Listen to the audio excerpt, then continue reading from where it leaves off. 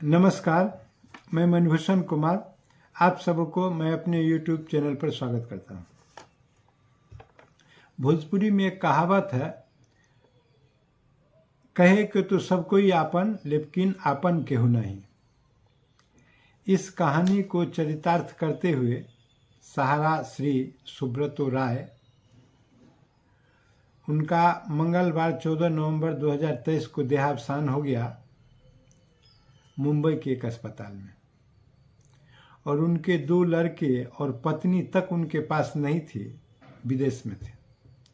और जहाँ तक सूचना मिली कि उनके दाह संस्कार में भी वे लोग शामिल नहीं हो सके। यह स्थिति अगर दूसरे शब्दों में हम कहें तो नारद ने वाल्मीकि से एक बार कहा था, महर्षि वाल्मीकि की बात में करा, कि आप जो इतना चोरी डकैती या गंदा कृत्य करते हैं, जाके अपने परिवार से पूछ लीजिए कि इस पाप में आपका बेटा, आपकी बेटी, आपकी पत्नी, आपके माता, आपके पिता, आपके परिवारजन भागीदार हैं। तो वाल्मीकि ने जब जाकर अपने परिवारजनों से पूछा, चूँकि सारा चोरी, सारा बेईमानी, सारा लूट वाल्मीकि अपने परिवार के लिए ही क्या करते थे, तो परिवार के सदस्यों ने एक शब्द में कह दिया, नहीं, हम आपके जो भी कृत्य हैं वो आपका है, आपका दायित्व है कि आप परिवार कैसे चलाएंगे, हम आपके पाप में भागीदार नहीं हो सकते। वाल्मीकि ने गियर चेंज कर लिया और वो जो है सो एक बहुत बड़े डकैत से साधु बन गए, संत बन गए। और संत भी इतना बड़ा कि रामायण की रचना कर डाली और इन्हें गिने चुने हुए संतों में उनकी गिनती होने लगी। यह भी हमारा एक इतिहास है। खैर, उसको छोड़िए। काश सुब्रतो राय भी सुधर गए होते, अपने परिवार से जाके पूछे होते। लेकिन हम आगे चलें।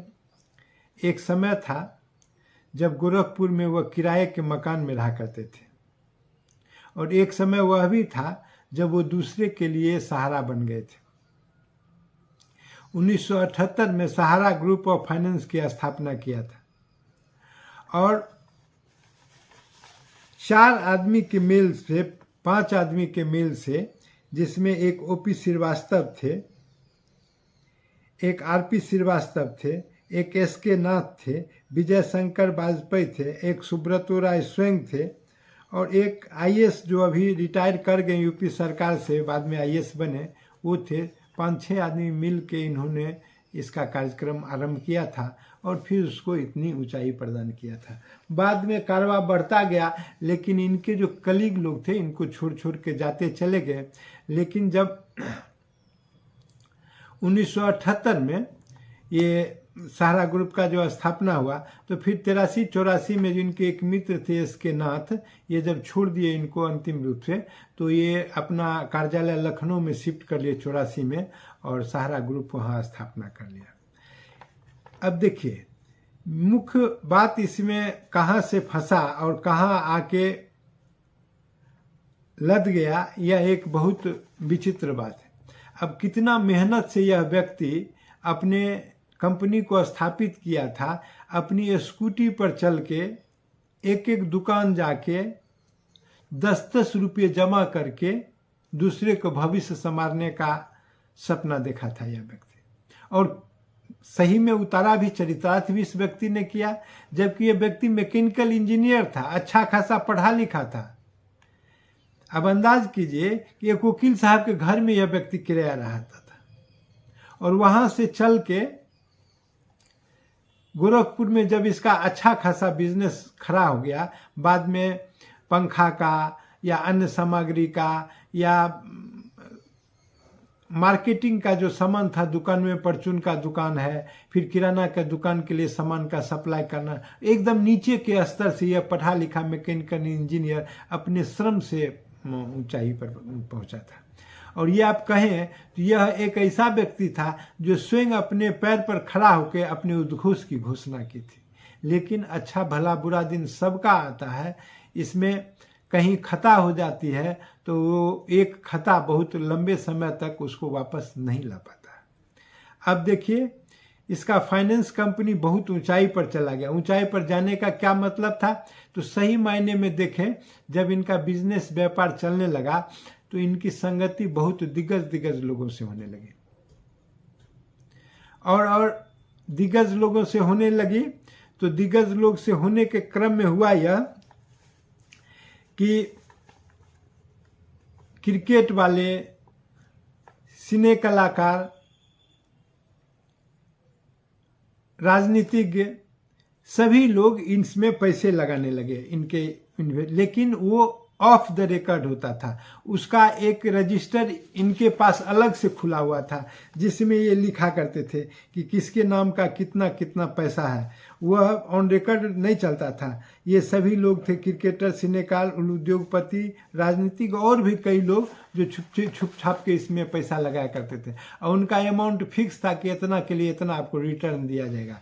तो इस प्रकार का इनका बिजनेस था, और इस प्रकार उनकी पैसा भी बिल्कुल सुरक्षित। किसी का पैसा सहारा के यहाँ कोई डूबा नहीं है, बिल्कुल सुरक्षित पैसा है। आप देखें कि माल्या जैसा व्यक्ति पैसा लेके भाग जाता है। देखते ललित मोदी, कई प्रकार के घटनाएं घटित होती रहती, लेकिन सहारा अगर बेईमान होते तो ये भी भाग जाते।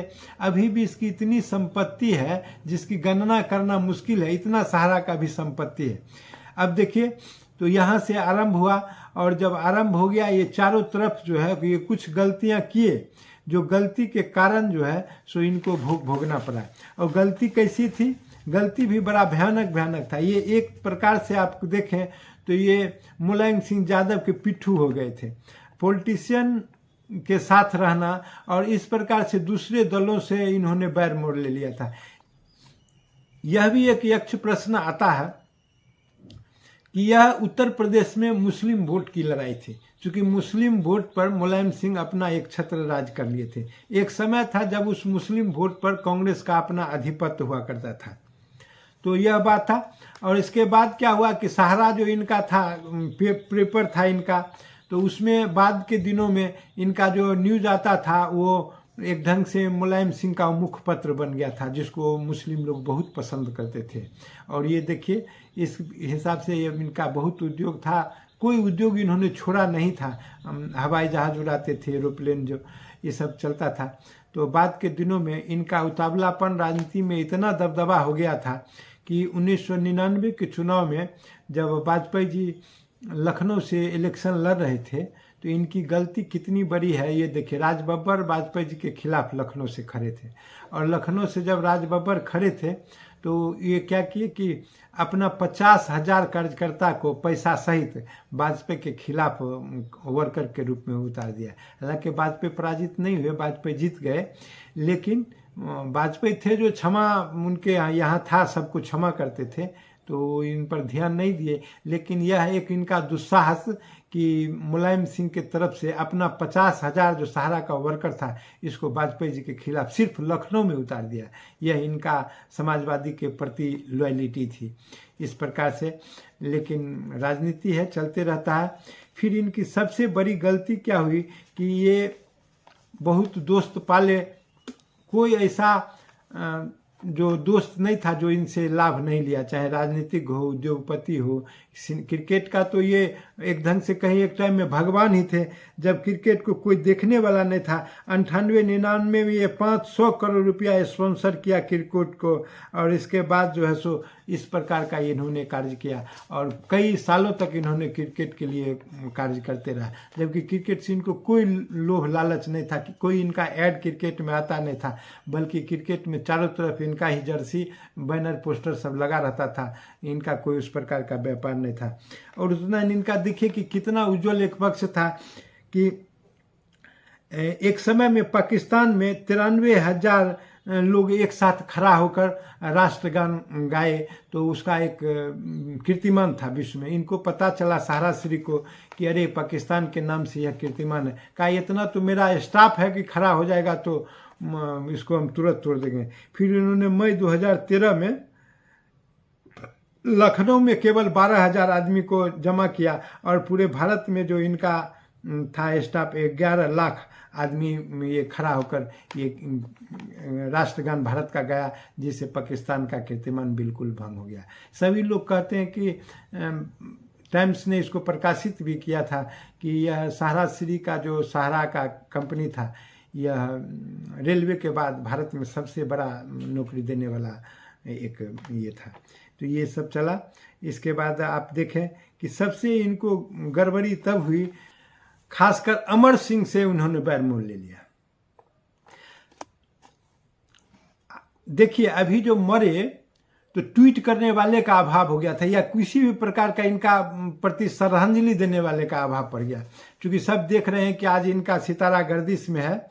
और जिस समय इनके यहाँ लोग आते थे, क्या कहना है, तो क्या ये गंगा जल का काम कारोबार करते थे, या केदारनाथ के पुजारी थे, या कहीं ऐसे के देवघर के जो है सो बड़ा महंत थे जहाँ सब लोग आशीर्वाद लेने के लिए आते थे? नहीं, सब लोग का इनका क्या संबंध हो सकता है वो वही लोग जाने। सब अपना अपना मतलब से इनके पास आते थे। और सही मायने में किसी भी गरीब का पैसा इसके पास अगर बचेगा भी वही उद्योगपति का होगा, वही राजनीतिज्ञों का होगा जो 2 नंबर पैसा कमाते थे और इनके यहाँ रख जाते थे। गरीब का पैसा अभी भी किसी हालत में पचने वाला नहीं। लेकिन इनका सबसे बड़ा गड़बड़ी यह हुआ कि इन्होंने अमर सिंह से बैर ले लिया। अमर सिंह, मुलायम सिंह, ये सब एक साथ थे। और जब लड़ाई शुरू हुई तो अमर सिंह ने अमिताभ बच्चन से, सभी लोग जानते हैं, और जया बच्चन से झगड़ा हुआ। सहारा श्री इस प्रकार अमर सिंह से बैर ले लिया और अमिताभ बच्चन और जया बच्चन की तरफ से खड़ा हो गए। और यह अमर सिंह का बैर लेना बहुत महंगा पड़ा, बहुत महंगा, क्योंकि अमर सिंह जो थे दोस्तों के दोस्त और दुश्मनों के दुश्मन थे, इसलिए वो जाना जाते थे। और इस प्रकार से अमर सिंह के लिए एक बात और भी कहा जाता है, अमर सिंह जो है हर मर्ज की दवा भी थे और हर दवा का वो मर्ज भी थे। यह भी बात समझिए, ये दोनों था। उनके पास अनेक प्रकार का रोग भी था और उनके पास अनेक प्रकार का चिकित्सा भी था। तो अब हम अमर सिंह के माध्यम से इनकी किस प्रकार की चिकित्सा हुई होगी। 4 जनवरी 2010 को एक रोशन लाल ने नेशनल हाउसिंग कंपनी को एक लेटर लिखा और वह लिखा यह कि बॉन्ड का जो इनका बॉन्ड है उसको जांच करा लिया जाए। वो बॉन्ड कौन था? तो वह बॉन्ड था सहारा इंडिया एस्टेट कॉरपोरेशन और सहारा हाउसिंग कॉरपोरेशन की तरफ से जो जारी बॉन्ड है उसका NHB से किया गया था, उसका जांच जो है सो कराया जाए। तो वो अब कहेंगे कि ये रोशन लाल कौन था? तो रोशन लाल अपने को इंदौर का निवासी और जनता कॉलोनी का रहने वाला एक CA अपने को कह के आवेदन किया था। बाद में इनके नाम से नोटिस वगैरह गया तो उपस्थित नहीं, चूंकि वह कोई रोशन लाल था ही नहीं, वो तो फर्जी रोशन लाल ने आवेदन दिया था। तो सहारा ग्रुप बॉन्ड के नियम के मुताबिक नहीं है और बैंक ने क्या किया कि इस पत्र को कैपिटल मार्केटिंग रेगुलेटर सेबी को भेज दिया और इसके बाद सेबी को भी अहमदाबाद से एक advocacy professional group for investment production की तरफ से एक नोट मिला था। इसके बाद सेबी ने क्या किया कि 14 नवंबर 2010 को सहारा ग्रुप को जनता से पैसा लेने पर रोक लगा दिया। इसके बाद क्या हुआ कि सुब्रतो राय सुप्रीम कोर्ट चले गए, तो सुप्रीम कोर्ट में मामला चला गया। अपने फैसले में सुप्रीम कोर्ट ने कहा कि सहारा ग्रुप की कंपनियों ने सेबी कानून का उल्लंघन किया है। कोर्ट ने कहा कि उन लोगों का पैसा इकट्ठा किए गए जो बैंकिंग का लाभ लेने के योग्य नहीं थे, उनसे भी पैसा ये लोग उठाए हैं।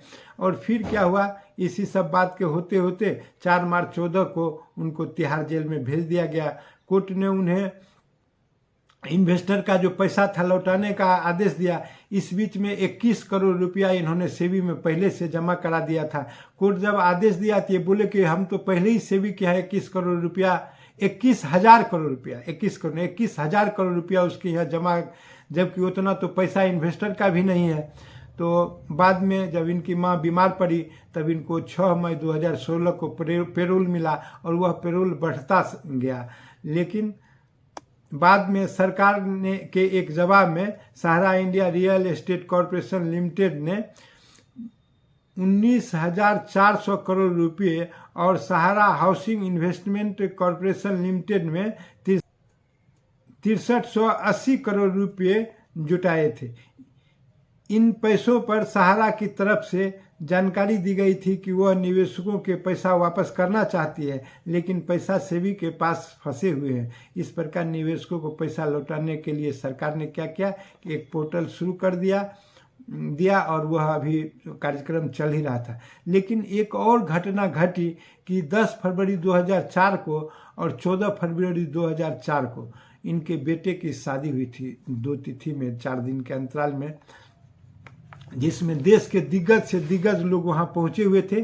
भारत के तत्कालीन प्रधानमंत्री अटल बिहारी वाजपेयी और कौन लोग ऐसा था जो शादी में नहीं पहुंचा था, और ये अपने वर्कर जो सहारा के स्टाफ थे उनको एक एक चांदी का सिक्का भी दिया था। यह इनका रुतबा था।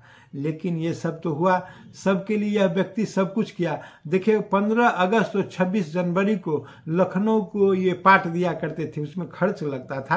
अपने सहारा जो शहर बसाए हुए हैं उसके सामने एक भारत माता का बहुत सा बड़ा गेट बनवाए हुए हैं, और कोई ऐसा व्यक्ति नहीं है जो 15 अगस्त जो राष्ट्रीय भावना के लिए और 26 जनवरी के दिन पूरे लखनऊ को दुल्हन की तरह सजा देता था यह व्यक्ति।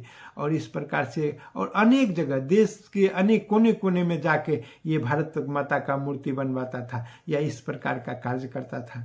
लेकिन गलती इसका इतना ही था कि यह कुछ ऐसे व्यक्ति का पैसा ले लिया था जिसका कि नाम ये डिस्क्लोज नहीं कर सकता था। यह पैसा लेके भागा न, अभी भी अकुत संपत्ति सहारा के पास है, लेकिन सेबी ने जो इसका 21,000 करोड़ रुपया जमा करा लिया और उसी के माध्यम से जो लड़ाई झगड़ा आरंभ हुआ। फिर जब सेबी ने कहा कि इसका डॉक्यूमेंट दीजिए तो 3 ट्रक डॉक्यूमेंट दिए, भेजवा दिए सेबी के पास। सेबी के वेरीफाई किया तो उसमें उसका नाम का मिलान नहीं हुआ, क्योंकि पैसा एक्चुअल में उस व्यक्ति का था ही नहीं। ये तो बहुत से राजनीतिज्ञों का पैसा था, क्रिकेटरों का पैसा था, सिने कलाकारों का पैसा था। आज अगर पैसा किसी का डूबेगा तो उन लोगों का डूबेगा जो कलेजा पीटे या जो श्रद्धांजलि देने से वंचित रह रहे हैं, क्योंकि उनका पैसा, ये तो निवेशक का पैसा कभी डूबने वाला नहीं है। ये छोटे छोटे धारक हैं। अब तो सरकार के यहाँ ही उतना अधिक पैसा जमा है जितना क्लेमेंट नहीं है जो सेबी के यहाँ पैसा जमा है। इस प्रकार से सबों का पैसा मिलेगा ही, इसमें कोई कठिनाई नहीं है। थोड़ा सा देर है, सरकार अपना ढंग से इसको प्रक्रिया आरंभ कर लिया, और करे भी क्यों नहीं, उसको करके सरकार को भी पहल करके भुगतान करवाना चाहिए। सरकार की भी एक जिम्मेदारी है कि इस देश में इस ढंग के कार्यक्रम चल रहे थे उनके नाक के नीचे, उनको इस प्रकार का जानकारी क्यों नहीं था, ये देखेंगे।